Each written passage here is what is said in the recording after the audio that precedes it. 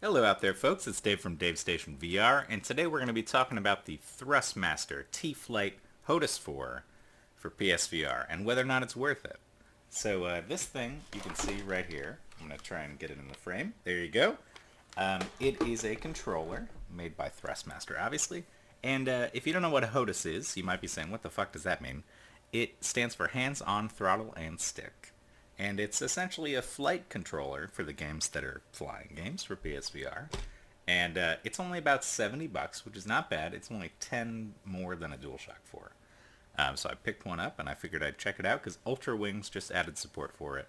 And there's a few other PSVR games that have support for it. We've got Valkyrie, of course, Ultrawings, like I mentioned, End Space, which is kind of a cheapo one, but it's got support. And then also Starblood Arena, which I should not forget because that is fun as shit with the HOTAS. So let's get into it. Let's start talking about this thing. So you might be thinking to yourself, why do I want to spend $70 on a controller that only supports 4 games? I'll tell you why. Because if you're into VR, you're all about immersion, right? Immersion is king. You gotta feel like you're there. And with some of these games, Ultrawings especially, oh my god, having your hands on that stick, it just feels right, and it's represented so well in the game, and there's a learning curve for sure. You're not going to just pick this thing up and be better at flying games. You're going to be worse at first. I was, for sure. I still can't play Valkyrie with the damn thing. It's way too hard. But Ultra Wings is just great. I really enjoyed Starblood Arena with it. And End Space, not too bad either. That's a game that I didn't enjoy that much on a regular controller, but when I threw it on the HOTAS, I was having a good time. So, it adds definitely a layer of feeling like you're there, feeling like what you're doing with your hands is actually being represented in VR. And I would really recommend it. I think it's a great experience if you're into these games, particularly if you're a fan of Ultra Wings. You kind of need to get this thing. It's so damn cool. And the fact that they added support for it is great.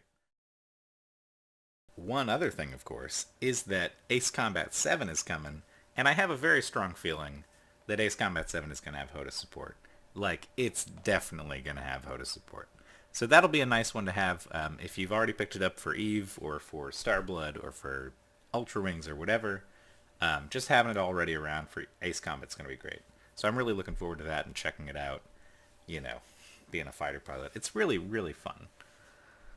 So I may have mentioned this thing is a little bit unwieldy at first. There's certainly, the first few times you play with it, you're not going to feel like a badass. But then once you figure it out, you are definitely going to feel like a badass. Case in point, Starblood Arena. Oh my god. Once you start nailing the controls in that, with the HOTAS, you feel like such a cool son of a bitch. I swear to god. It's just a great feeling. And something that playing with the controller didn't give me the same way with the DualShock 4.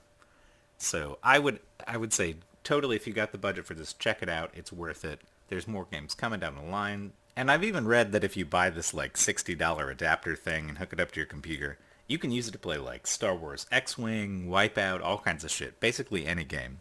So if you're willing to do a little bit of hacking, you know what I mean, you could crack this thing open and play anything with it. And I really enjoyed the experience. So in my book, it's a thumbs up. Just to be 100% clear at the end here, I did not get this for free. I bought it with my own money. And I was thinking, I got it from Best Buy. They had a return policy. I was like, if this thing sucks, I'll just bring it back and get my money. But I think I'm going to keep it. So that should be a testament to you.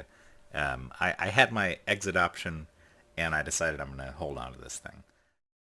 Thanks so much for watching, guys. If you enjoyed this little mini review, go ahead and leave me a like or a subscribe or a comment or whatever you feel like doing. And I've got a Patreon if you want to give me money for this stuff, but that's up to you. Anyways, have a good rest of your day. Thanks for watching, and I'll catch you later.